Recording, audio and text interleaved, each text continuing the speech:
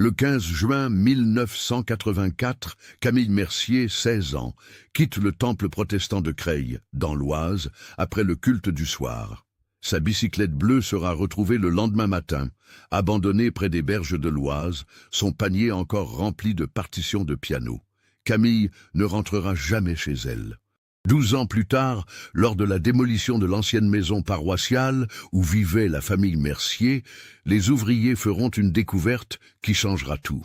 Mais ce qui troublera le plus les enquêteurs, c'est la question qui hantera cette affaire depuis le premier jour.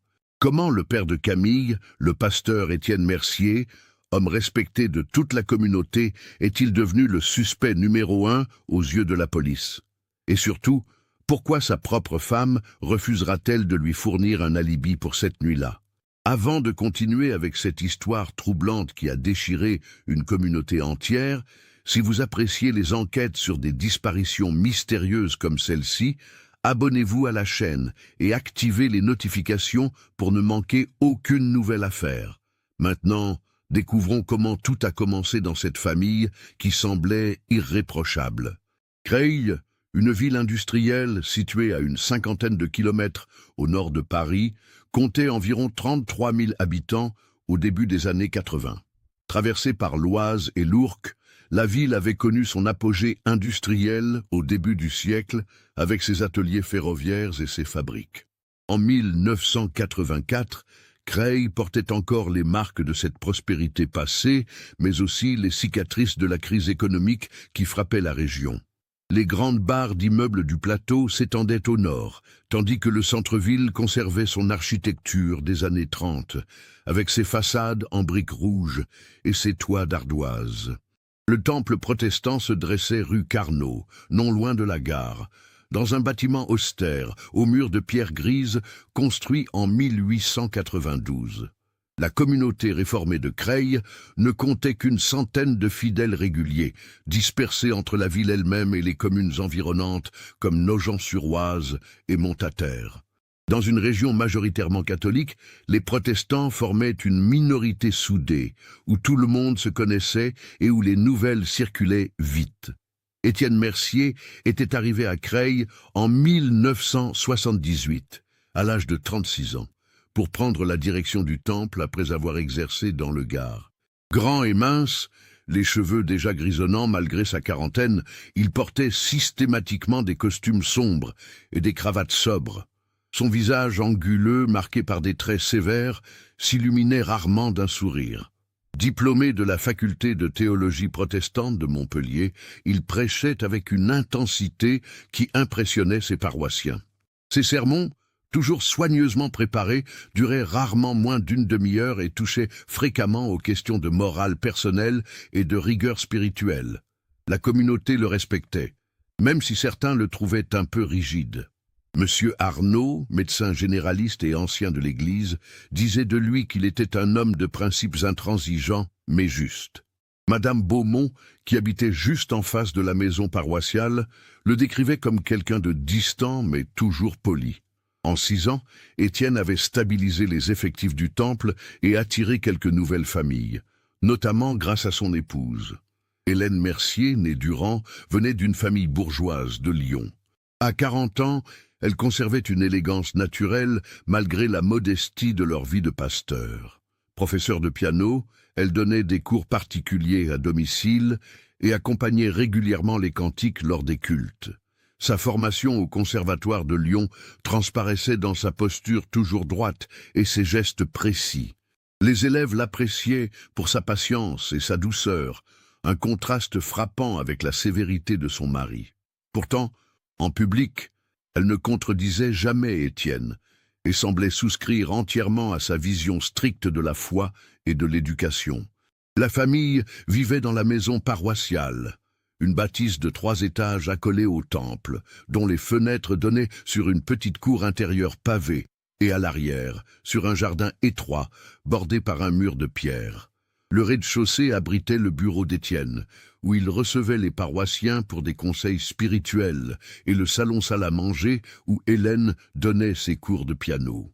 Les chambres se trouvaient au premier étage, tandis que le deuxième servait de grenier et de salle d'études pour les enfants. Camille Mercier était née le 3 mars 1968 à Alès, peu avant le déménagement de la famille dans l'Oise. En 1984, elle venait de terminer sa classe de seconde au lycée Jules Zury, où elle obtenait d'excellentes notes, particulièrement en lettres et en histoire. Grande pour son âge, elle avait hérité des traits fins de sa mère et de la silhouette élancée de son père. Ses longs cheveux châtains, qu'elle portait souvent en tresse, encadraient un visage au regard intense et intelligent. Au temple, Camille incarnait la fille modèle. Elle aidait à l'animation du groupe de jeunes le samedi après-midi, chantait dans la chorale et participait aux œuvres caritatives organisées par la paroisse. Pourtant, ses professeurs au lycée voyaient une autre facette de sa personnalité, une adolescente curieuse, passionnée de littérature contemporaine, qui posait des questions dérangeantes pendant les cours de philosophie et qui défendait avec ardeur ses opinions lors des débats en classe. Cette dichotomie ne passait pas inaperçue. Agnès Fontaine, sa meilleure amie depuis la 6e, racontait que Camille lui confiait parfois se sentir étouffée par les attentes de son père. Au lycée, elle voulait participer aux sorties scolaires, aller au cinéma avec ses camarades, peut-être même assister au bal organisé par la municipalité. Mais Étienne refusait catégoriquement. Pour lui, ces activités exposaient les jeunes à de mauvaises influences. Camille devait rentrer directement après les cours, consacrer ses soirées à ses devoirs et à la pratique du piano et limiter ses fréquentations aux familles de la communauté protestante. Julien, le frère cadet de Camille, avait 13 ans en 1984. Plus discret que sa sœur, il semblait mieux accepter les règles strictes imposées par leur père. Élève moyen au collège Édouard Herriot, il préférait le football et les bandes dessinées aux activités spirituelles, mais participait docilement aux obligations familiales. Les rares fois où il se confiait à sa sœur, il admettait qu'il comptait les années avant de pouvoir quitter la maison pour ses études supérieures. Au printemps 1984, une tension sourde s'était installée dans la famille Mercier. Camille approchait de ses 17 ans et commençait à revendiquer plus d'autonomie. Elle voulait passer le permis de conduire dès qu'elle atteindrait l'âge légal, envisageait de partir étudier à Paris après le baccalauréat et surtout, elle avait développé un intérêt évident pour Rémi Lavigne. Rémi, 19 ans, fils d'une famille protestante de Nogent-sur-Oise, venait d'achever son service militaire et travaillait comme apprenti électricien. Grand, sportif, avec un sourire facile et une gentillesse naturelle, il assistait régulièrement au culte depuis son retour du service. Lors des rassemblements de jeunes, il cherchait manifestement la compagnie de Camille, et celle-ci ne cachait pas qu'elle appréciait son attention. Étienne voyait cette amitié naissante d'un très mauvais œil. Lors d'un conseil de famille début juin, il avait clairement exprimé son opposition. Camille était trop jeune pour fréquenter un garçon. Elle devait d'abord terminer ses études. Et surtout, Rémi ne venait pas d'une famille suffisamment pieuse à son goût. Les Lavigne assistaient au culte, certes, mais ne s'impliquaient pas activement dans la vie du temple. C'était, selon Étienne, le signe d'une foi superficielle. Hélène avait tenté de temporiser, suggérant qu'une surveillance discrète valait mieux qu'une interdiction totale qui pousserait peut-être Camille à la rébellion. Mais Étienne était resté inflexible. Il avait même convoqué Rémi dans son bureau pour lui demander, sans détour, de garder ses distances avec sa fille. Cette confrontation, plusieurs paroissiens en avaient eu vent. Dans une petite communauté, les secrets tenaient rarement longtemps. Certains trouvaient qu'Étienne avait raison de protéger sa fille. D'autres murmuraient qu'il exagérait et risquait de provoquer exactement ce qu'il craignait. Le dimanche 15 juin 1984 commença comme tous les dimanches dans la famille Mercier. Levés à 7 heures, ils prirent le petit déjeuner ensemble dans la cuisine. Un repas sobre composé de pain, de beurre et de confiture maison, accompagné de café pour les adultes et de lait pour Julien. Étienne relisait mentalement son sermon tout en beurrant machinalement ses tartines. Hélène préparait les vêtements que chacun porterait pour le culte du matin. Camille, silencieuse, regardait par la fenêtre le ciel gris qui promettait de la pluie pour l'après-midi. Le culte de 10h30 rassembla environ 80 personnes, un nombre habituel pour un dimanche ordinaire. Étienne prêcha sur le thème du respect de l'autorité parentale, s'appuyant sur l'épître aux Éphésiens.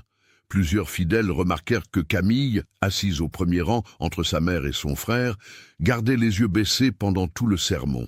Rémi Lavigne, présent ce jour-là avec ses parents, était installé vers le fond du temple. Après le culte, comme chaque dimanche, plusieurs familles restèrent pour le café servi dans la salle communautaire attenante au temple. Hélène préparait toujours des gâteaux secs pour l'occasion. Ces moments de convivialité permettaient aux paroissiens d'échanger des nouvelles, de discuter des activités à venir, de maintenir les liens communautaires. Madame Beaumont, la voisine, se souvient d'avoir vu Camille dans un coin de la salle, en grande conversation avec Agnès Fontaine. Les deux jeunes filles semblaient très absorbées par leur discussion. À un moment, Camille avait jeté un regard en direction de Rémi, qui parlait avec d'autres jeunes, puis avait rapidement détourné les yeux quand elle avait croisé le regard de son père. La famille rentra déjeuner vers 13h. Hélène avait préparé un rôti de veau avec des haricots verts, un repas dominical traditionnel. L'atmosphère était tendue. Étienne reprocha à Camille d'avoir semblé distraite pendant le culte. Camille répondit qu'elle avait écouté attentivement. Étienne insista, affirmant qu'une véritable écoute se voyait dans le regard et dans l'attitude. La discussion s'envenima légèrement avant qu'Hélène n'intervienne pour changer de sujet. Après le repas, Étienne se retira dans son bureau pour préparer le culte du soir, comme il le faisait chaque dimanche après-midi. Julien monta dans sa chambre pour lire. Hélène et Camille débarrassèrent la table et firent la vaisselle ensemble dans la cuisine. C'est là, selon le témoignage ultérieur d'Hélène, que sa fille lui confia qu'elle se sentait incomprise, qu'elle avait l'impression de ne jamais pouvoir satisfaire les exigences de son père, qu'elle étouffait dans cette vie où tout était contrôlé et prévu d'avance. Hélène avait essayé de la rassurer, lui expliquant que son père agissait ainsi par amour pour la protéger des dangers du monde. Camille avait répondu qu'elle avait 16 ans, qu'elle n'était plus une enfant, qu'elle voulait vivre, découvrir, choisir. Hélène lui avait demandé d'être patiente, que les choses s'arrangeraient peut-être avec le temps.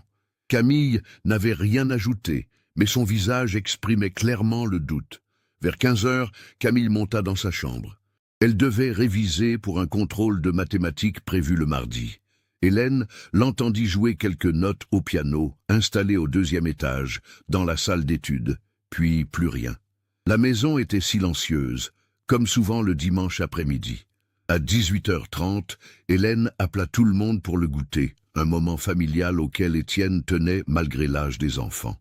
Camille descendit, but un bol de chocolat chaud en silence, grignota un biscuit. Julien essaya de plaisanter sur un match de football qu'il voulait suivre à la télévision, mais l'humeur générale restait morose. Le culte du soir était prévu à 19h30. Moins fréquenté que celui du matin, il rassemblait généralement entre 30 et 40 fidèles, les plus assidus. La famille traversa la petite cour intérieure pour rejoindre le temple à 19h20. Le ciel s'était couvert dans l'après-midi, mais la pluie annoncée n'était pas tombée. Une lumière grise et fade enveloppait les rues désertes. Le culte se déroula normalement. Étienne prêcha sur un passage du livre des Proverbes, une méditation sur la sagesse et la folie. Hélène accompagna les cantiques au piano installé près de la chaire.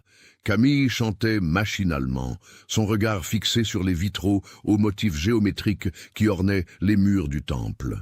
Le culte se termina à 20h40. Comme d'habitude, Étienne resta sur le parvis pour saluer chaque fidèle qui sortait. Hélène et Julien l'attendaient à l'intérieur. Camille, elle, était sortie parmi les premiers. Madame Fontaine, la mère d'Agnès, se souvient l'avoir vue enfourcher sa bicyclette bleue dans la rue Carnot.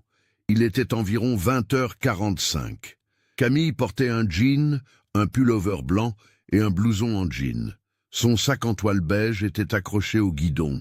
Madame Fontaine supposa que Camille rentrait directement à la maison paroissiale, distante d'à peine 50 mètres. Elle ne s'inquiéta pas de la voir partir seule. C'était un trajet minuscule, dans une rue qu'elle empruntait plusieurs fois par jour. Mais Camille ne rentra pas. Vers 21h15, Hélène demanda à Julien s'il avait vu sa sœur. Non, il pensait qu'elle était déjà dans sa chambre. Hélène monta vérifier. La chambre était vide. Elle redescendit, interrogea Étienne, qui venait de finir de fermer le temple. Il n'avait pas vu Camille depuis la fin du culte. Étienne fronça les sourcils.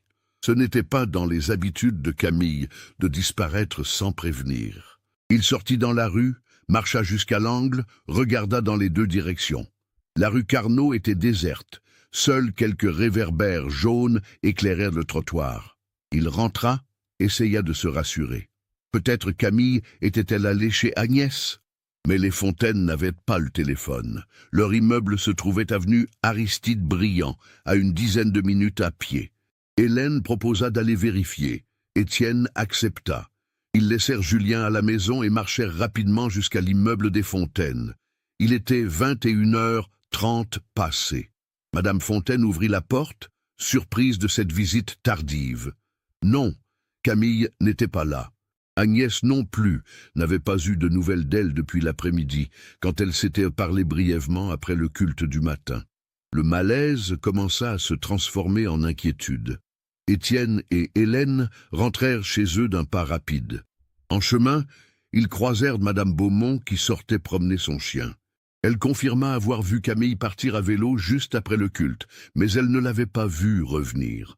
Cela faisait maintenant presque 2 heures. De retour à la maison, Étienne décida d'appeler d'autres familles de la paroisse. Personne n'avait vu Camille. Il essaya de se souvenir si sa fille avait mentionné un projet, une visite, quelque chose. Rien. Hélène fouilla la chambre de Camille, cherchant un indice, un mot, n'importe quoi. Elle ne trouva rien d'inhabituel. Les livres de classe étaient rangés sur le bureau. Le journal intime que Camille tenait depuis ses 14 ans était dans le tiroir de sa table de nuit, mais Hélène n'osa pas l'ouvrir. À 22h30, l'angoisse avait complètement envahi le couple. Étienne prit la décision d'appeler la police. Il composa le numéro du commissariat de Creil. L'agent de permanence nota les informations. Camille Mercier, 16 ans, disparu depuis environ 2 heures après être parti du temple protestant à vélo. Description physique, vêtements portés ce soir-là. L'agent demanda si la jeune fille avait des problèmes, si elle avait déjà fait ce genre de choses. Étienne répondit « Non, jamais », que c'était incompréhensible. L'agent expliqua qu'il allait diffuser un message aux patrouilles en circulation. Pour une adolescente absente depuis 2 heures, on ne déclenchait pas immédiatement des recherches massives. Beaucoup revenaient d'elles-mêmes, mais il resterait vigilant. Étienne passa le reste de la nuit à faire le tour du quartier en voiture, scrutant chaque rue, chaque coin sombre. Hélène resta à la maison avec Julien, au cas où Camille téléphonerait ou rentrerait. À 3 heures du matin, Étienne rentra, épuisé et désespéré. Toujours aucune trace de sa fille. Le lundi matin, à 6h30, un riverain qui promenait son chien le long de l'Oise, près du pont de la rue Gambetta, découvrit une bicyclette bleue abandonnée sur le chemin de halage. Le panier avant contenait des partitions de piano et un foulard rouge.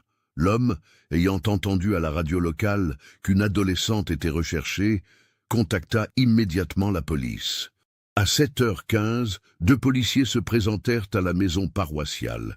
Ils demandèrent à Étienne et Hélène de venir identifier la bicyclette. Hélène reconnut immédiatement celle de Camille. Le foulard rouge, elle le lui avait offert pour Noël. Les partitions étaient celles qu'elle utilisait pour ses cours. L'endroit où la bicyclette avait été trouvée se situait à environ 800 mètres du temple, en direction opposée à la maison paroissiale. Pour s'y rendre depuis le temple, il fallait descendre la rue Carnot vers le centre-ville, tourner à gauche dans la rue Gambetta, traverser le pont, puis emprunter le chemin de halage qui longeait la rive. Ce n'était pas un trajet que Camille empruntait habituellement. La police commença immédiatement des recherches le long de l'Oise. Des plongeurs furent appelés pour inspecter le fleuve à proximité. Des maîtres chiens suivirent la piste olfactive depuis la bicyclette. Rien, aucune trace de Camille. C'était comme si elle s'était volatilisée après avoir abandonné son vélo. Les premiers jours qui suivirent le 15 juin 1984 furent marqués par une mobilisation intense. L'inspecteur Laurent Gauthier, 38 ans, récemment arrivé au commissariat de Creil après avoir servi à Beauvais, prit en charge l'enquête. Méthodique et expérimenté, il avait déjà traité plusieurs affaires de disparition, dont 2 s'étaient malheureusement conclues par la découverte de corps. Il savait que les premières 72 heures étaient cruciales. Des battues furent organisées dès le lundi après-midi. Des dizaines de bénévoles, membres de la communauté protestante mais aussi habitants du quartier, parcoururent systématiquement les berges de l'Oise, les espaces verts, les terrains vagues, les bâtiments abandonnés. La gare fut inspectée, les employés interrogés. Personne n'avait remarqué une jeune fille correspondant à la description de Camille le dimanche soir. L'inspecteur Gauthier interrogea longuement Étienne et Hélène. Il leur demanda de reconstituer minute par minute la journée du 15 juin. Il voulut savoir si Camille avait des problèmes à l'école, si elle consommait de l'alcool ou des drogues, si elle avait un petit ami, si elle s'était déjà enfuie auparavant. Étienne répondit à toutes les questions avec une précision presque mécanique, mais l'inspecteur nota une certaine rigidité dans son attitude, une difficulté à exprimer des émotions. Hélène, en revanche, pleurait régulièrement pendant l'interrogatoire. Elle raconta la conversation qu'elle avait eue avec Camille le dimanche après-midi dans la cuisine. Elle mentionna que sa fille se sentait étouffée par les règles strictes de la maison. Gauthier demanda à Étienne de préciser ces règles. Le pasteur expliqua qu'il élevait ses enfants dans les principes de la foi protestante, que cela impliquait une discipline morale ferme, mais qu'il n'y avait rien d'excessif dans son éducation. L'inspecteur interrogea également Julien. Le garçon de 13 ans semblait sous le choc. Il confirma que sa sœur se plaignait parfois des restrictions imposées par leur père, mais il n'imaginait pas qu'elle puisse fuguer. Elle n'en avait jamais parlé. Elle était plutôt du genre à se conformer, même si elle n'était pas d'accord. Agnès Fontaine fut convoquée au commissariat le mardi 17 juin. Elle révéla des informations qui firent basculer l'orientation de l'enquête. Selon elle, Camille était amoureuse de Rémi Lavigne, et ce sentiment était réciproque. Les 2 jeunes gens s'étaient parlé plusieurs fois après les cultes, avaient échangé quelques lettres en cachette. Camille rêvait de pouvoir sortir librement avec lui, d'aller au cinéma, de vivre une histoire normale. Mais elle savait que son père s'y opposait farouchement. Agnès rapporta également une confidence troublante. Le samedi 14 juin, la veille de la disparition, Camille lui avait dit au téléphone qu'elle ne supportait plus la situation, qu'elle devait faire quelque chose, qu'elle ne pouvait pas continuer à vivre ainsi. Agnès n'avait pas compris exactement ce que son amie voulait dire. Elle pensait que Camille parlait simplement d'une confrontation avec son père, pas de quelque chose de plus radical. Rémi Lavigne fut interrogé à son tour le mercredi 18 juin. Il admit immédiatement ses sentiments pour Camille. Il raconta que le pasteur Mercier l'avait convoqué début juin pour lui ordonner de s'éloigner de sa fille. Rémi avait protesté, affirmant que ses intentions étaient honorables, qu'il respectait Camille et voulait simplement apprendre à la connaître. Mais Étienne avait été inflexible. Il avait menacé Rémi de parler à ses parents, de créer des problèmes, si le jeune homme persistait. Rémi avoua qu'il avait continué à voir Camille en secret. Ils s'étaient retrouvés 2 fois après les cultes du dimanche, marchant ensemble pendant une 20aine de minutes avant que Camille ne rentre chez elle. La dernière fois, c'était justement le 8 juin, 1 semaine avant la disparition. Rémi nia farouchement avoir vu Camille le 15 juin après le culte du soir. Il était rentré directement chez lui, à Nogent-sur-Oise, avec ses parents. Ceux-ci confirmèrent son alibi. L'inspecteur Gauthier commença à développer plusieurs hypothèses. La première, et la plus évidente, était la fugue. Camille, étouffée par l'autorité paternelle, aurait décidé de partir. Mais plusieurs éléments contredisaient cette théorie. Elle n'avait emporté aucune affaire personnelle, pas d'argent supplémentaire, pas de vêtements de rechange. Son journal intime, qu'elle aurait certainement pris si elle avait prémédité une fuite, était resté dans sa chambre. De plus, où serait-elle allée? Elle n'avait pas de famille en dehors de Creil, pas d'amis proches dans d'autres villes. La deuxième hypothèse était l'accident. Peut-être Camille avait-elle voulu se promener seule le long de l'Oise pour réfléchir, avait-elle glissé, était-elle tombée dans le fleuve? Mais les plongeurs n'avaient rien trouvé, et le courant n'était pas assez fort à cet endroit pour emporter un corps très loin. Les recherches s'étendirent sur plusieurs kilomètres en aval, sans résultat. La troisième hypothèse, plus sombre, était l'enlèvement. Quelqu'un aurait pu suivre Camille, l'aborder près de l'Oise, la forcer à abandonner son vélo. Mais aucun témoin n'avait signalé de véhicule suspect dans le secteur ce soir-là. Et pourquoi Camille se serait-elle rendue à cet endroit en premier lieu? Ce n'était pas sur son chemin.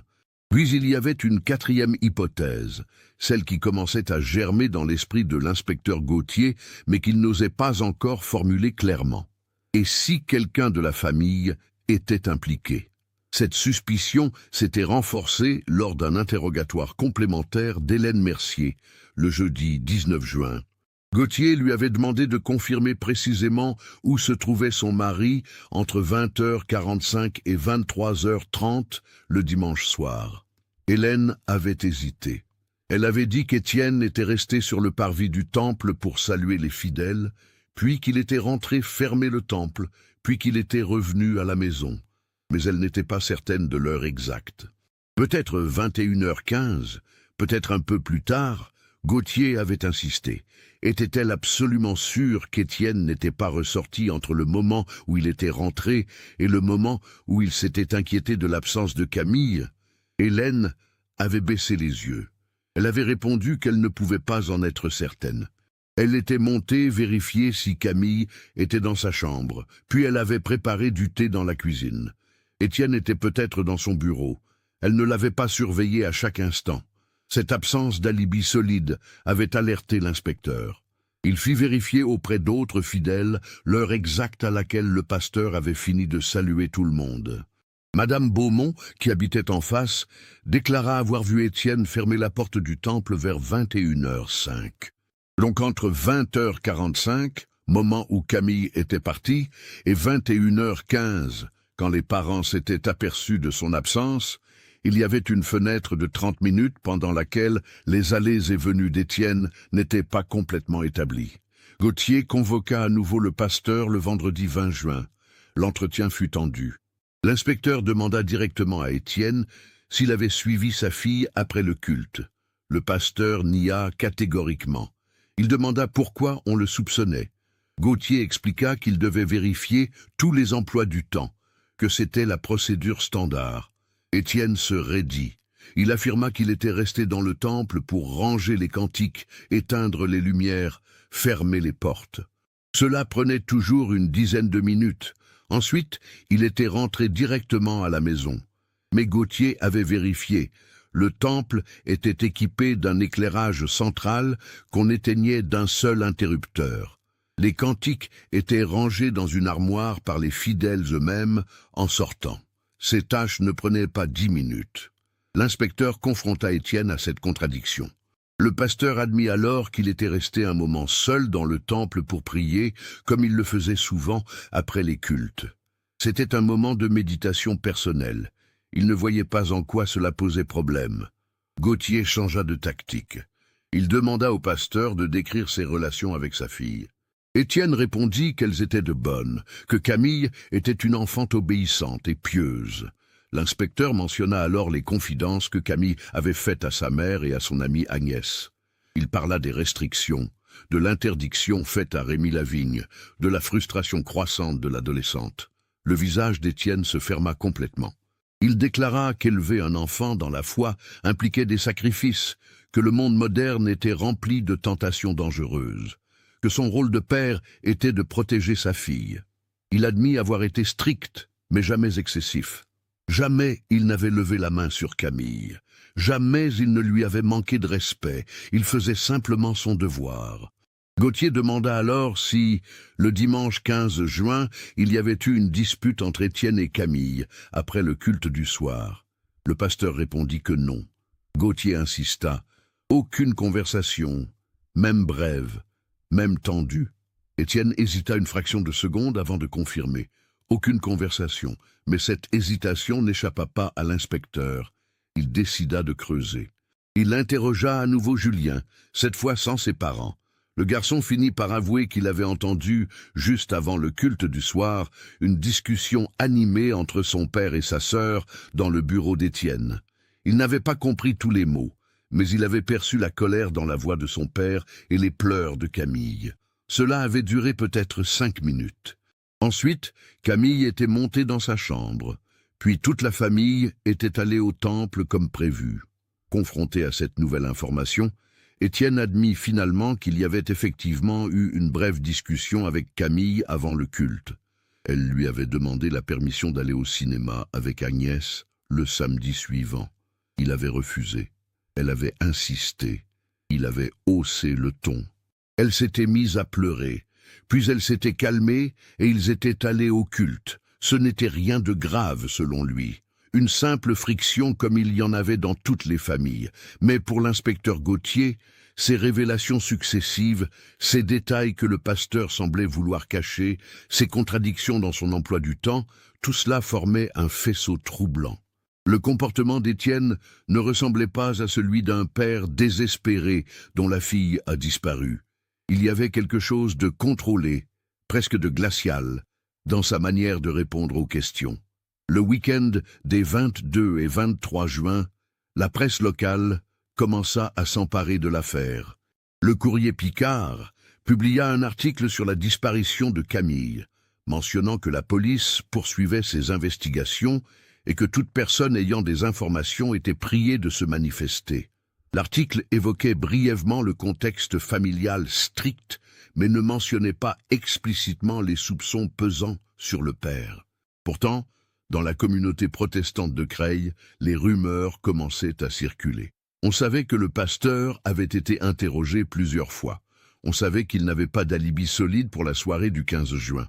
Certains fidèles prirent sa défense, affirmant qu'il était impensable qu'un homme de Dieu puisse faire du mal à son propre enfant. D'autres, plus discrets, rappelaient que justement Étienne était parfois trop sévère, trop rigide, qu'il y avait quelque chose d'excessif dans sa manière d'exercer son autorité. La famille Lavigne décida de ne plus assister au culte. Rémi ne supportait pas les regards en coin, les chuchotements. Il se sentait coupable de ne pas avoir pu protéger Camille, coupable d'avoir obéi au pasteur et de s'être éloigné d'elle ces dernières semaines. Hélène, quant à elle, semblait s'enfoncer dans une mélancolie profonde. Elle continuait à donner quelques cours de piano, par nécessité financière, mais ses élèves remarquaient qu'elle était absente, qu'elle devait souvent s'arrêter pour essuyer ses larmes. Le soir, elle restait assise dans le salon, fixant la porte d'entrée comme si elle attendait que Camille franchisse le seuil à tout moment. Julien, lui, fut envoyé passer l'été chez sa grand-mère maternelle à Lyon. Hélène pensait qu'il valait mieux l'éloigner de cette atmosphère oppressante. Le garçon partit début juillet, soulagé de quitter la maison paroissiale qui était devenue un tombeau. Les semaines passèrent sans nouvelles pistes. En juillet 1984, l'inspecteur Gauthier fit procéder à des fouilles dans le jardin derrière la maison paroissiale. C'était une démarche extrême qui scandalisa une partie de la communauté. Comment osait-on soupçonner le pasteur au point de creuser dans son propre jardin? Mais Gauthier suivait son instinct.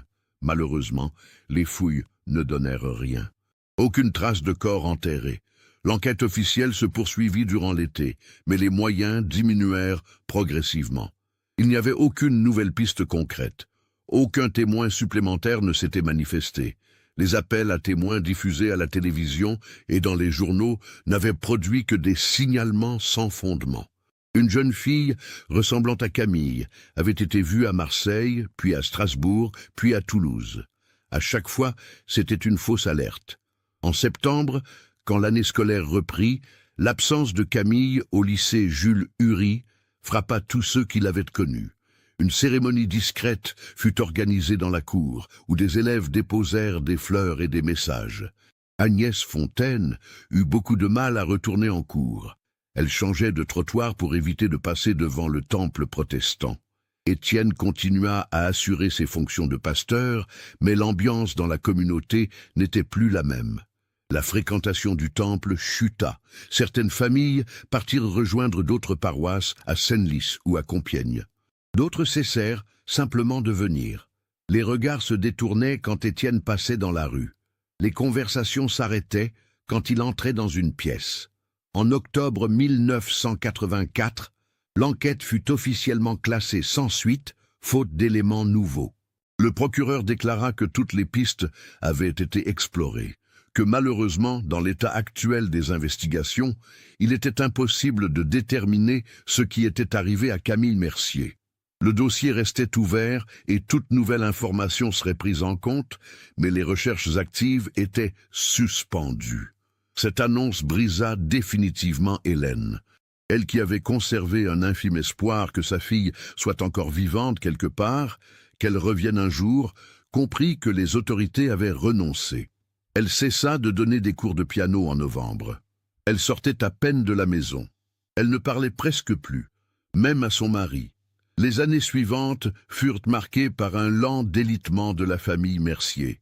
Julien, qui avait réintégré le domicile familial pour l'année scolaire 1984-1985, vivait dans un silence pesant. Il évitait le plus possible son père. Les repas familiaux se déroulaient dans un mutisme oppressant. Personne ne mentionnait le nom de Camille, mais sa présence fantomatique hantait chaque pièce. En juin 1986, Julien passa son brevet des collèges. Il annonça alors à ses parents qu'il partirait en pension à Lyon pour le lycée. Hélène n'eut pas la force de s'y opposer. Étienne fit quelques tentatives pour le retenir, mais Julien fut inflexible. Il ne supportait plus de vivre dans cette maison. À 15 ans, il partit donc chez sa grand-mère maternelle. Hélène sombra dans une dépression clinique. Elle fut hospitalisée plusieurs semaines à l'automne 1986.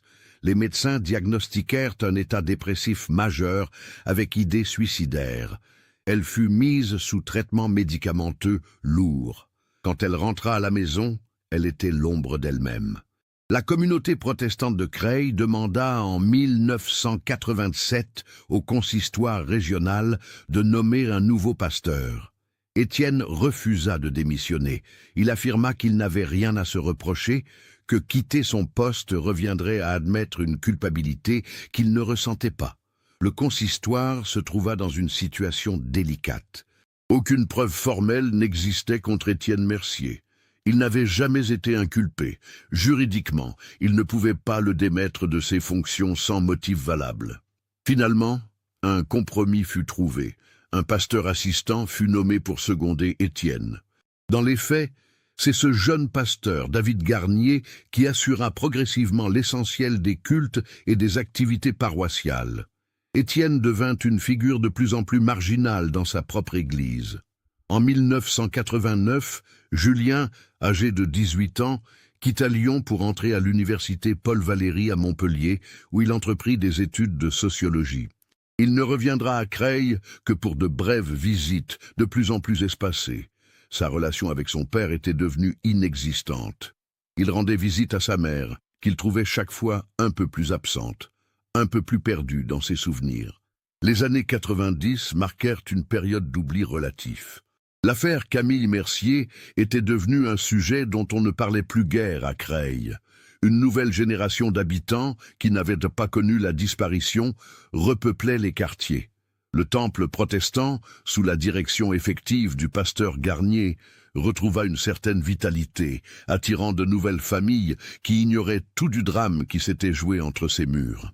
Étienne et Hélène vivaient reclus dans la maison paroissiale. Le consistoire leur permettait d'y rester par charité, bien qu'Étienne n'exerce plus réellement ses fonctions. Le couple ne se parlait presque plus.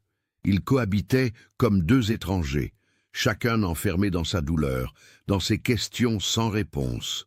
Hélène avait transformé la chambre de Camille en sanctuaire. Rien n'avait été touché depuis juin 1984. Les livres de classe étaient toujours sur le bureau. Les vêtements pendèrent dans l'armoire. Le lit était fait. Les oreillers disposés exactement comme Camille les laissait. Hélène y entrait chaque jour, s'asseyait sur le lit, caressait les objets, pleurait silencieusement. Étienne, lui, s'était réfugié dans l'étude théologique. Il passait ses journées dans son bureau à lire des commentaires bibliques, à rédiger des sermons que personne n'entendrait jamais. Il avait vieilli brutalement. Ses cheveux étaient devenus complètement blancs. Son visage s'était creusé. Il marchait voûté, comme écrasé par un poids invisible. En 1995, l'inspecteur Laurent Gauthier prit sa retraite. L'affaire Mercier l'avait hanté durant toute sa carrière. Il était convaincu de connaître la vérité, mais sans preuve, sans corps, sans aveu. Il n'avait jamais pu boucler ce dossier. En partant, il confia à son successeur « Camille Mercier n'a pas disparu par accident. Quelqu'un sait ce qui s'est passé cette nuit-là, et ce quelqu'un vit peut-être encore dans cette maison. » Au printemps 1996, le consistoire protestant décida de procéder à d'importants travaux de rénovation dans le temple et la maison paroissiale.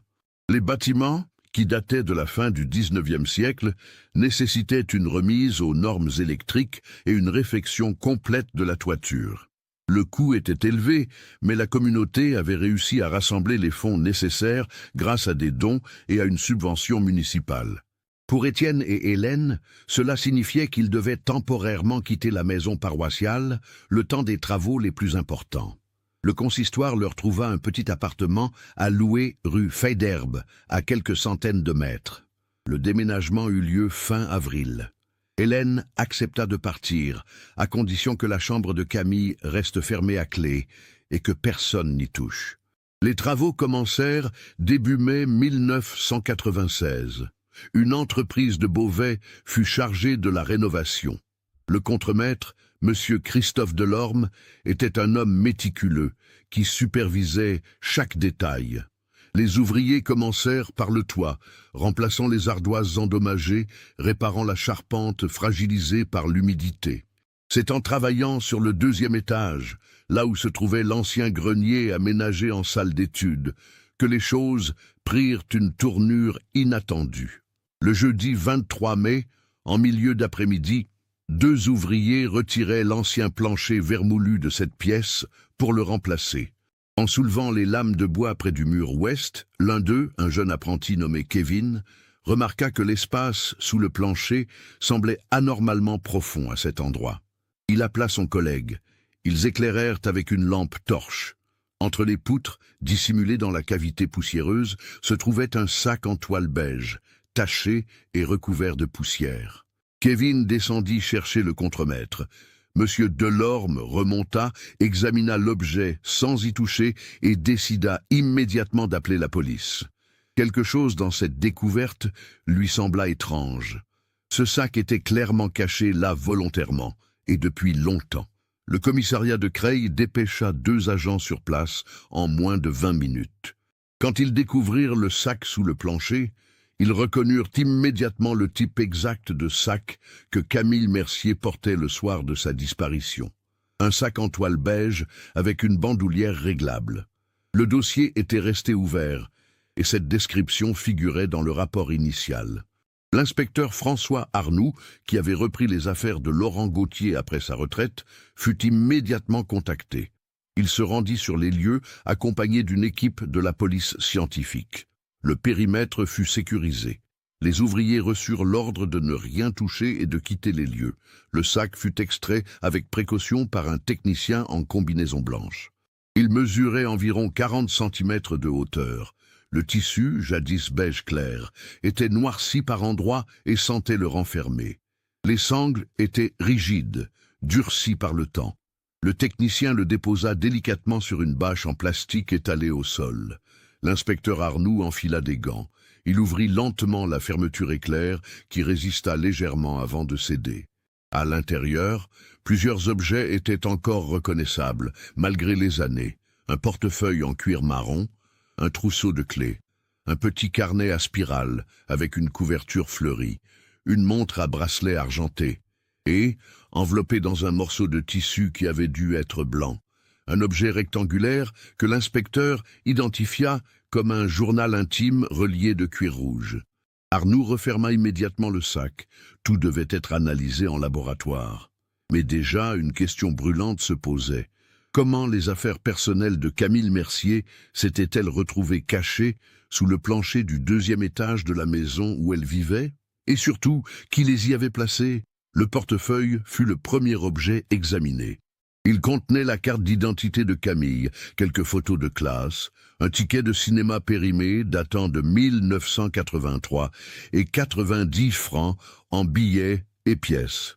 L'argent de poche qu'une adolescente aurait normalement emporté si elle avait prévu de fuguer. Le trousseau de clés comportait 3 clés, celle de la maison paroissiale, celle de sa chambre, et une petite clé qui ouvrait le cadenas de sa bicyclette. Ces objets que Camille aurait forcément pris avec elle si elle était partie de son plein gré. Mais c'est le journal intime qui allait révéler les informations les plus troublantes. Le carnet rouge contenait les pensées intimes de Camille, rédigées sur plusieurs mois avant sa disparition. L'inspecteur Arnoux passa toute la soirée du 23 mai à le lire intégralement. Les premières pages, datées de janvier 1984, décrivaient une vie d'adolescente ordinaire. Camille parlait de ses cours, de ses professeurs, de ses discussions avec Agnès, de ses lectures. Elle mentionnait son amour pour les romans de Marguerite Duras et sa fascination pour l'histoire de la Révolution française. Puis, à partir de mars, le ton changeait. Camille commençait à exprimer sa frustration face aux restrictions imposées par son père. Elle écrivait « Papa refuse que j'aille à la soirée organisée par le lycée. Il dit que ce sont des occasions de perdition. Mais moi, je veux juste vivre comme les autres filles de mon âge. Je veux rire, danser, découvrir le monde.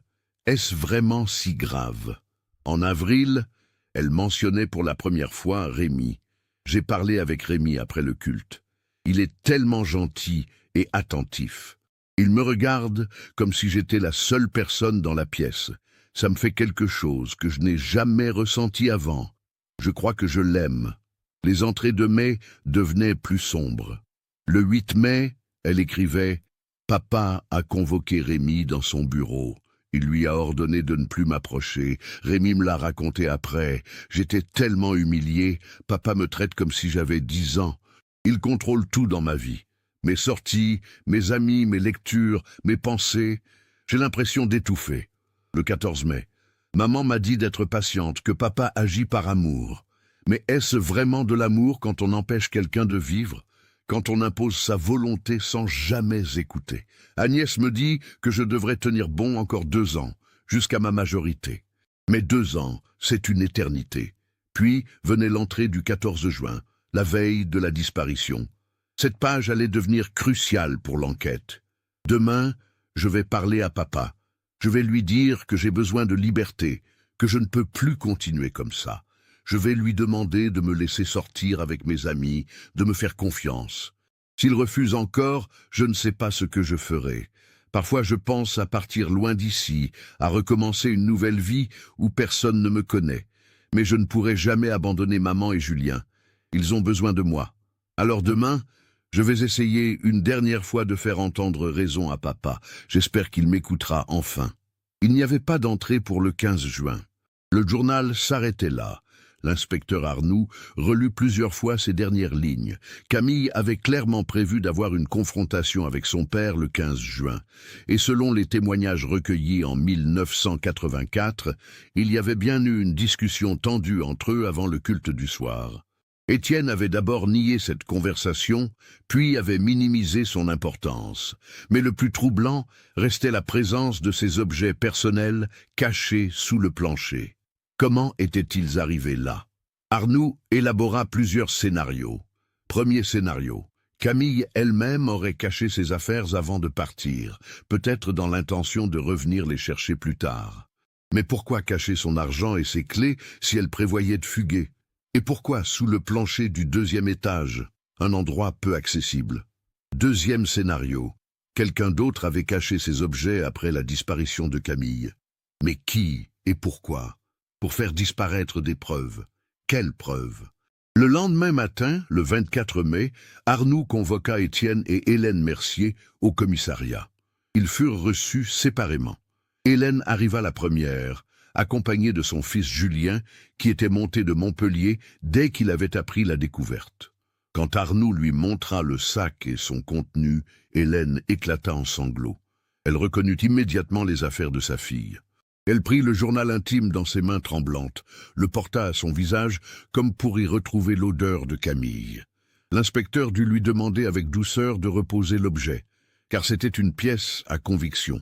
Arnoux questionna Hélène sur l'accès au deuxième étage, qui montait régulièrement dans cette pièce. Hélène expliqua que c'était la salle d'études des enfants.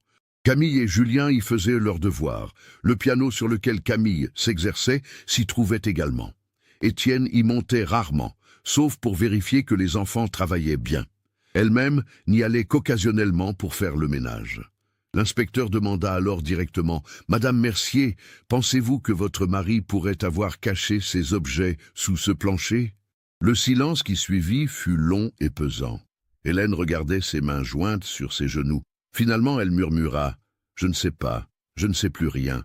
Julien, qui assistait à l'interrogatoire, intervint alors. « Inspecteur, il faut que je vous dise quelque chose que je n'ai jamais révélé à personne. » Sa voix tremblait légèrement. Le soir où Camille a disparu, je n'ai pas dit toute la vérité. J'avais 13 ans, j'avais peur, je ne voulais pas créer de problèmes à ma famille. Mais maintenant, 12 ans plus tard, je ne peux plus garder ça pour moi. Arnoux se redressa sur sa chaise. « Je vous écoute, monsieur Mercier. » Julien prit une profonde inspiration. « Après le culte, quand tout le monde est rentré à la maison, je suis monté dans ma chambre. Ma fenêtre donne sur la cour intérieure entre le temple et la maison. Vers 21h15, peut-être 20h, j'ai entendu des voix qui criaient. Je me suis approché de la fenêtre. J'ai vu mon père et ma sœur dans la cour. Ils se disputaient. Camille pleurait. Papa la tenait par le bras. Elle essayait de se dégager. Puis, ils sont entrés dans le temple et je ne les ai plus vus. J'ai attendu. Au bout d'un moment, papa est ressorti seul. Il est rentré à la maison. J'ai pensé que Camille était restée dans le temple, peut-être pour prier ou se calmer. Je ne me suis pas inquiété tout de suite. Ce n'est que plus tard, quand maman s'est affolée, que j'ai compris que Camille n'était pas revenue. Hélène regardait son fils avec des yeux horrifiés. « Julien, pourquoi ne m'as-tu jamais dit ça ?»« Parce que j'avais 13 ans, maman. Parce que j'avais peur. Parce que papa m'a fait comprendre que je ne devais rien dire. » Le lendemain, quand la police est venue, il m'a pris à part et m'a dit que si je racontais cette dispute, ça compliquerait tout, que les gens penseraient des choses horribles, que ça ne servirait à rien puisque Camille était partie. Il m'a dit de me taire. Alors, je me suis tu. L'inspecteur Arnoux nota chaque mot. Cette révélation changeait tout. Étienne Mercier avait donc eu une confrontation physique avec sa fille dans la cour, puis l'avait emmenée dans le temple. Et personne n'avait revu Camille vivante après cela. Étienne fut convoqué l'après-midi même. Face à lui, Arnoux étala les pièces à conviction, le sac, le journal intime, et surtout le témoignage de son fils. Le pasteur, maintenant âgé de 54 ans, avait perdu toute sa prestance. Ses mains tremblaient légèrement. Son visage était gris. « Monsieur Mercier, votre fils affirme vous avoir vu vous disputer avec Camille dans la cour le soir du 15 juin 1984, puis entrer avec elle dans le temple. Confirmez-vous ces faits ?» Étienne resta silencieux un long moment. Puis, d'une voix presque inaudible, il répondit « Oui. Pourquoi ne l'avez-vous jamais mentionné lors des interrogatoires de 1984 ? Parce que j'avais peur qu'on m'accuse. Parce que je savais que ça aurait l'air suspect. Mais je n'ai rien fait de mal, je voulais juste parler à ma fille. Racontez-moi exactement ce qui s'est passé cette nuit-là. » Étienne ferma les yeux. Quand il les rouvrit, ils étaient humides. Après le culte, Camille est partie rapidement. Elle était en colère à cause de notre dispute d'avant le culte. Je l'ai vue prendre sa bicyclette. J'ai couru derrière elle dans la rue. Je l'ai rattrapée dans la cour. Je voulais qu'on parle calmement. Elle refusait de m'écouter. Elle criait que j'étais un tyran, que je gâchais sa vie. Je l'ai prise par le bras, je l'ai suppliée d'arrêter de crier, de venir avec moi dans le temple pour qu'on discute tranquillement. Elle a fini par accepter. Et ensuite, on est entré dans le temple. On s'est assis sur les bancs du premier rang.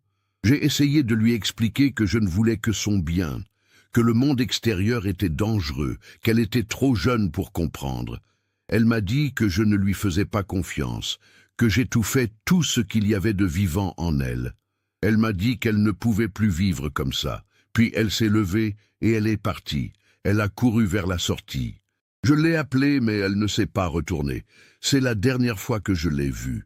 Quelle heure était-il? Je ne sais pas exactement. Peut-être 21h10, 21h15. Et vous êtes rentré chez vous immédiatement après? Non, je suis resté dans le temple. J'étais bouleversé, j'ai prié, j'ai pleuré. Je me disais que j'avais échoué en tant que père. Je suis resté là peut-être 20 minutes, une demi-heure. Puis je suis rentré à la maison. Pourquoi avez-vous caché le sac de Camille sous le plancher? Le silence se fit. Étienne regarda l'inspecteur avec des yeux écarquillés. Je n'ai rien caché. Je ne savais même pas que ce sac était là. Votre fils dit que vous l'avez menacé pour qu'il se taise. Vous l'avez manipulé pour protéger un secret. Quel secret, monsieur Mercier? Je n'ai pas de secret. Je voulais juste protéger ma famille de soupçons injustifiés. Je savais que si on apprenait que j'avais eu une dispute avec Camille juste avant sa disparition, tout le monde penserait que j'étais responsable. Mais je ne lui ai fait aucun mal. Elle est partie vivante du temple. Je le jure devant Dieu. L'inspecteur Arnoux n'était pas convaincu. Les pièces du puzzle commençaient à s'assembler, mais il manquait encore l'élément crucial. Où était Camille? Dans les jours qui suivirent, la police scientifique analysa minutieusement chaque centimètre de la maison paroissiale et du temple. Des chiens renifleurs, spécialisés dans la détection de restes humains, furent amenés. Ils marquèrent un intérêt particulier pour une zone dans la cave du temple, une pièce voûtée qui servait autrefois de crypte et qui était maintenant utilisée comme débarras. Le 29 mai 1996, une équipe commença à fouiller méthodiquement cette cave. Le sol était en terre battue, recouvert par endroits de vieilles dalles de pierre disjointes. Les murs suintaient d'humidité. Des étagères métalliques rouillées supportaient des cartons de vieux cantiques et des objets liturgiques hors d'usage.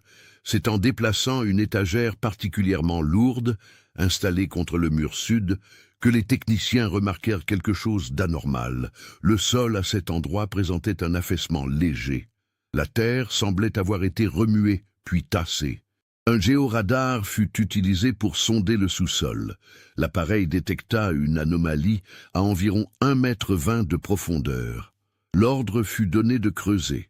Le 30 mai, en début d'après-midi, les pelles attaquèrent la terre compacte. Après 40 cm, la terre changeait de couleur, devenant plus sombre, presque noire. À 1 mètre de profondeur, les pelles furent remplacées par des truelles. Les techniciens travaillaient avec une extrême précaution. À 14h27, l'un d'eux appela ses collègues. Il venait de mettre au jour un fragment de tissu, un jean décoloré. Puis, en élargissant la zone, des ossements apparurent. Un crâne, une cage thoracique, des os longs, un squelette humain recroquevillé, enseveli dans cette cave depuis 12 ans. Le médecin légiste, le docteur Philippe Rambert, fut immédiatement appelé. L'exhumation dura plusieurs heures. Chaque os fut répertorié, photographié, prélevé avec minutie. Malgré la décomposition avancée, certains éléments permettaient déjà une identification probable. La taille des ossements correspondait à une adolescente. Des lambeaux de vêtements adhéraient encore au squelette. Un jean, des restes de pullover blanc, un blouson. Exactement ce que portait Camille le soir du 15 juin 1984. Mais ce qui glaça le sang de tous les présents, ce fut la découverte d'une fracture nette au niveau de l'os hyoïde. Ce petit os en forme de fer à cheval, situé dans le cou. Le docteur Rambert l'examina longuement avant de déclarer « Cette fracture est caractéristique d'une strangulation. Cette jeune fille a été étranglée. » Étienne Mercier fut arrêté le soir même à 20h15. Il était dans l'appartement de la rue Faidherbe, assis dans le salon, le regard vide.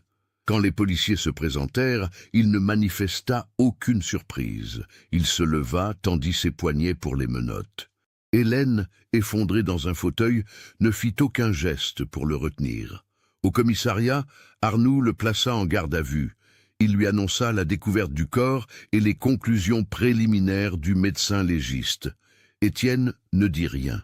Il resta mutique pendant toute la première partie de l'interrogatoire. Puis, vers 23 heures, après des heures de silence, il se mit à parler. Non pas pour avouer, mais pour raconter sa version des faits. Une version qui, si elle était vraie, changerait radicalement la compréhension de cette affaire. « Je n'ai pas tué ma fille », commença Étienne d'une voix brisée. « Quand elle est partie du temple ce soir-là, elle était vivante. Je le jure, mais je sais qui l'a tuée. Je l'ai toujours su. Et j'ai gardé ce secret pendant 12 ans parce que je ne pouvais pas affronter la vérité. » L'inspecteur Arnoux se pencha en avant. « De qui parlez-vous ?»« De ma femme, d'Hélène. » Un silence stupéfait emplit la salle d'interrogatoire. Arnoux fronça les sourcils. « Vous accusez votre épouse ?»« Je ne l'accuse pas, j'affirme. Quand je suis rentré à la maison après être resté dans le temple, il devait être 21h45. Hélène n'était pas dans le salon. Je l'ai appelée. Elle est descendue de l'étage. Elle était pâle. Ses mains tremblaient. Elle m'a demandé où était Camille. J'ai répondu que notre fille était partie du temple en colère, que je ne savais pas où elle était allée. Hélène m'a regardé avec une expression que je n'oublierai jamais, un mélange de terreur et de culpabilité. Elle m'a dit « Étienne, quelque chose de terrible s'est passé. » Étienne s'interrompit, sa voix se brisant. Il but une gorgée d'eau avant de continuer. Elle m'a conduit au 2e étage, dans la salle d'études, et là, j'ai vu Camille, mon enfant. Elle était allongée sur le sol, près du piano, immobile. Son visage était violacé, ses yeux étaient ouverts. J'ai compris immédiatement qu'elle était morte. J'ai crié, je me suis précipité vers elle, j'ai essayé de la ranimer, mais il était trop tard. Son corps était encore tiède, mais elle ne respirait plus. Et votre femme, que faisait-elle? Elle pleurait, elle répétait sans cesse. Je n'ai pas voulu, je n'ai pas voulu. Je lui ai demandé ce qui s'était passé. Elle m'a raconté que Camille était rentrée de notre dispute, qu'elle était montée directement au 2e étage. Hélène l'avait suivie pour essayer de la calmer. Elles avaient commencé à parler. Camille lui avait dit qu'elle ne pouvait plus vivre dans cette maison, qu'elle allait partir, qu'elle irait vivre chez Agnès ou n'importe où ailleurs. Hélène avait paniqué, elle avait supplié Camille de rester, de ne pas briser la famille. Camille avait répondu qu'il n'y avait plus de famille, que j'avais tout détruit avec ma rigidité. Hélène s'était mise en colère. Elle avait attrapé Camille par les épaules, l'avait secouée. Camille s'était débattue. Et puis Hélène avait perdu le contrôle. Elle avait serré le cou de notre fille. Camille s'était effondrée. Tout était arrivé si vite. Quelques secondes, et c'était fini. L'inspecteur Arnoux observait attentivement le visage d'Étienne. Était-ce la vérité ou une tentative désespérée de se dédouaner? Et vous, qu'avez-vous fait ensuite? J'étais anéanti. Ma fille était morte. Ma femme avait tué notre enfant. J'aurais dû appeler la police immédiatement. Mais Hélène s'est accrochée à moi. Elle m'a supplié. Elle disait que c'était un accident, qu'elle n'avait jamais voulu ça, qu'elle ne survivrait pas à la prison, que Julien perdrait ses 2 parents. Elle m'a supplié de l'aider. Et j'ai accepté. Que Dieu me pardonne, j'ai accepté. Vous avez donc décidé de cacher le corps? Oui. Cette nuit-là, pendant que Julien dormait, nous avons transporté le corps de Camille dans la cave du temple. Nous avons creusé. Cela nous a pris des heures. À l'aube, tout était terminé. Nous avons replacé l'étagère, puis nous avons mis en scène la disparition. Nous avons pris la bicyclette de Camille et je suis allé l'abandonner près de l'Oise. J'ai enlevé le sac de Camille, celui qu'elle portait ce soir-là, et je l'ai caché sous le plancher du 2e étage. Nous pensions que si on découvrait ses affaires dans la maison, cela semblerait suspect. Il fallait que tout indique qu'elle était partie. Et le lendemain, vous avez joué la comédie devant la police? Ce n'était pas de la comédie. Ma douleur était réelle. Ma fille était morte.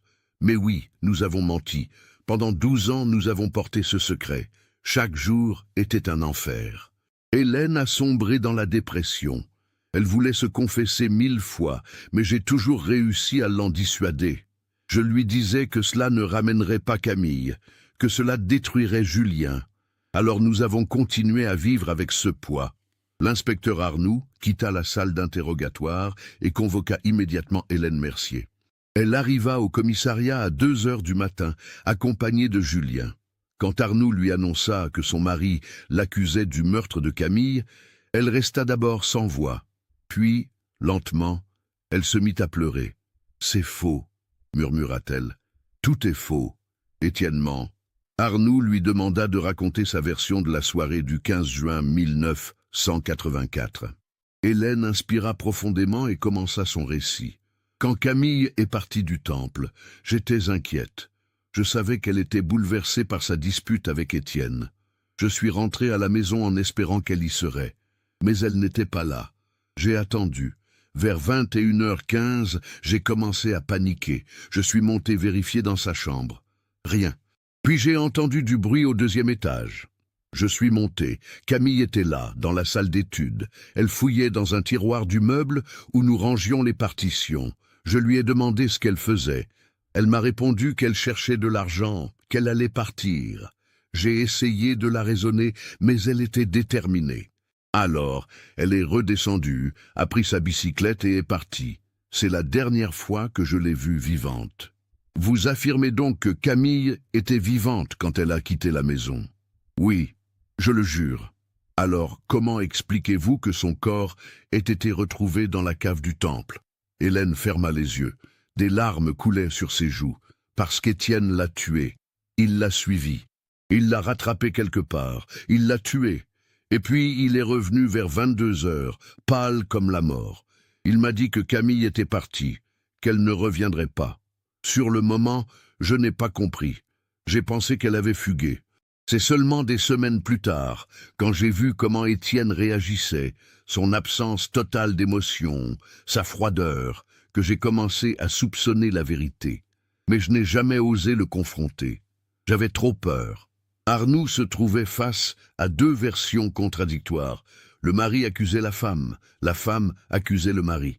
Les analyses ADN confirmeraient l'identité de la victime, mais ne révéleraient pas l'identité du meurtrier. Il fallait trouver autre chose. C'est Julien qui fournit l'élément décisif. 3 jours après les arrestations de ses parents, il contacta l'inspecteur Arnoux. Il avait quelque chose à lui montrer, un objet qu'il conservait depuis 12 ans et qu'il n'avait jamais révélé à personne. Dans sa chambre d'hôtel, Julien sortit d'un sac une petite boîte en métal. À l'intérieur, plusieurs cassettes audio. « Je les ai enregistrées en secret », expliqua-t-il. Après la disparition de Camille, je sentais que quelque chose n'allait pas dans la maison. J'avais 13 ans, mais je n'étais pas stupide. J'ai pris le magnétophone de Camille et j'ai commencé à enregistrer les conversations de mes parents quand ils pensaient que je dormais. Je ne sais pas vraiment pourquoi je faisais ça. Peut-être pour avoir une preuve si jamais les choses tournaient mal. Arnoux inséra la première cassette dans un lecteur. La bande était de mauvaise qualité, grésillante, mais les voix d'Étienne et Hélène étaient reconnaissables. L'enregistrement datait du 23 juin 1984, une semaine après la disparition. La voix d'Hélène, tremblante. « Je ne peux plus continuer comme ça, Étienne. Je vois Camille partout, j'entends sa voix, je ne dors plus. Il faut qu'on dise la vérité. » La voix d'Étienne dure. « La vérité détruira notre famille. Julien sera placé en foyer. Tu iras en prison. Et moi aussi pour t'avoir aidé. Non, nous devons tenir bon. Camille est morte. Rien ne la ramènera. Mais nous pouvons encore sauver ce qui reste de cette famille. » Hélène sanglotant. « Mais je ne voulais pas. Je n'ai jamais voulu. C'était un accident. » Étienne. « Je sais. Tu as perdu le contrôle. Camille t'a provoqué. Elle t'a dit des choses terribles. Tu as réagi. Ce n'était pas prémédité. Mais aucun juge ne verra les choses ainsi. Ils diront que tu as tué ta propre fille. Alors nous devons nous taire. Pour toujours. » L'enregistrement continuait, détaillant comment ils avaient enterré le corps, comment ils avaient nettoyé la salle d'études, comment ils avaient coordonné leurs mensonges. La voix d'Étienne était celle d'un homme qui organisait, qui planifiait, qui protégeait. La voix d'Hélène était celle d'une femme brisée, submergée par la culpabilité. Il y avait 4 cassettes en tout, enregistrées sur plusieurs semaines. Chacune confirmait la même histoire. Hélène avait tué Camille dans un moment de colère incontrôlable. Étienne avait couvert le crime pour protéger sa femme et préserver ce qui restait de leur famille. Confrontée à ces enregistrements, Hélène s'effondra. Elle avoua tout. Elle raconta comment Camille était revenue du temple, furieuse, déterminée à partir, comment elle s'était disputée violemment au 2e étage, comment Camille lui avait crié qu'elle la détestait, qu'elle aurait préféré ne jamais naître plutôt que d'avoir des parents comme eux, comment Hélène, dans un accès de rage et de désespoir, avait saisi sa fille par le cou, comment elle avait serré encore, incapable de s'arrêter. Comment Camille s'était débattue, puis était devenue molle, puis s'était immobilisée. « Je ne voulais pas », répétait-elle encore et encore. « Je voulais juste qu'elle se taise, qu'elle arrête de dire ces choses horribles. Mais j'ai serré trop fort, et quand j'ai réalisé ce que j'avais fait, il était trop tard. Mon bébé était mort. J'avais tué mon propre enfant. » Étienne, de son côté, confirma avoir aidé sa femme à dissimuler le crime. Il expliqua qu'il avait agi par amour, pour protéger Hélène, pour épargner à Julien la perte de ses 2 parents. Il reconnut avoir menti à la police, avoir caché des preuves, avoir manipulé son fils pour qu'il se taise. Mais il maintenait qu'il n'avait pas tué Camille. Il n'était que le complice, pas le meurtrier. Le procès eut lieu en 1997. Hélène Mercier fut condamnée à 18 ans de réclusion criminelle pour homicide volontaire. Les circonstances atténuantes furent reconnues. Elle n'avait pas prémédité le crime. Elle avait agi sous le coup d'une émotion violente. Elle avait exprimé des remords sincères. Mais la Cour nota également la gravité absolue du geste. Une mère qui tue son enfant franchit une ligne que la société ne peut tolérer. Étienne Mercier fut condamné à 8 ans de prison pour complicité de meurtre, recel de cadavres et entrave à la justice. Le tribunal souligna son rôle actif dans la dissimulation du crime, son influence sur son fils mineur pour le faire taire, et surtout sa capacité à vivre pendant 12 ans avec ce secret sans jamais manifester le moindre remords. Durant le procès, de nombreux témoignages vinrent éclairer la personnalité des 2 accusés. Le docteur Arnaud, l'ancien de l'Église, déclara qu'Étienne était un homme d'une rigidité excessive, incapable de composer ou de faire preuve d'empathie. Agnès Fontaine raconta comment Camille lui avait confié peu avant sa mort qu'elle se sentait prisonnière dans sa propre famille, étouffée par les exigences démesurées de son père et l'incapacité de sa mère à la protéger. Rémi Lavigne, maintenant âgé de 31 ans, vint témoigner. Il parla de son amour pour Camille, de leurs rêves d'avenir, de la manière dont le pasteur Mercier avait détruit toute possibilité de bonheur pour sa fille. Il termina son témoignage en larmes, affirmant que si Camille avait pu vivre librement, rien de tout cela ne serait arrivé. Julien Mercier, 25 ans, ne vint pas assister au procès. Il fit lire une déclaration par son avocat. Dans ce texte poignant, il expliquait qu'il avait perdu sa sœur à 16 ans, puis ses parents, puis son enfance. Il disait avoir porté pendant 12 ans le poids d'un secret qu'il n'aurait jamais dû connaître. Il pardonnait à sa mère, qu'il considérait elle-même comme une victime de l'emprise psychologique de son père. Mais il ne pardonnerait jamais à Étienne d'avoir transformé leur famille en une prison où l'amour était confondu avec le contrôle, et la foi avec la tyrannie. La communauté protestante de Creil fut profondément traumatisée par cette affaire. Le pasteur David Garnier, qui avait pris la succession d'Étienne, organisa plusieurs réunions pour permettre aux fidèles d'exprimer leur choc, leur incompréhension, leur douleur. Beaucoup se sentaient trahis. Comment avait-il pu faire confiance pendant tant d'années à un homme capable d'une telle dissimulation? Comment n'avait-il rien vu, rien senti?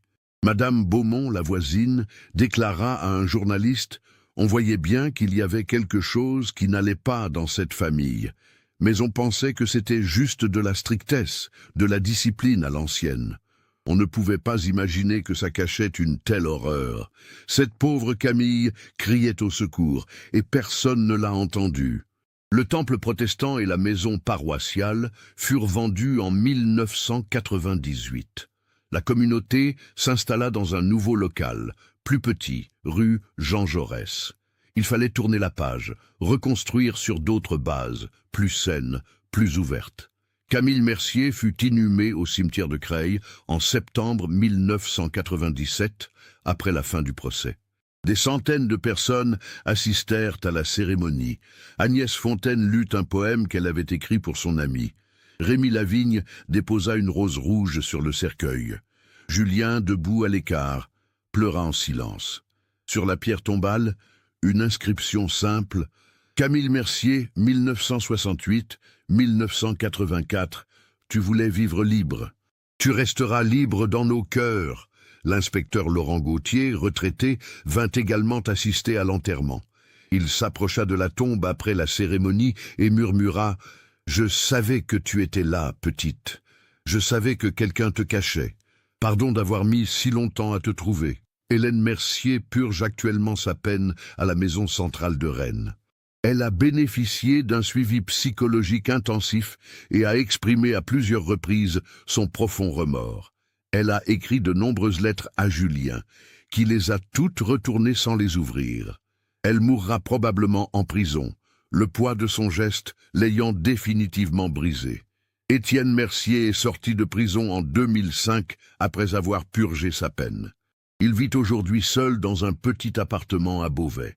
Il ne prêche plus, n'a plus aucun contact avec la communauté protestante.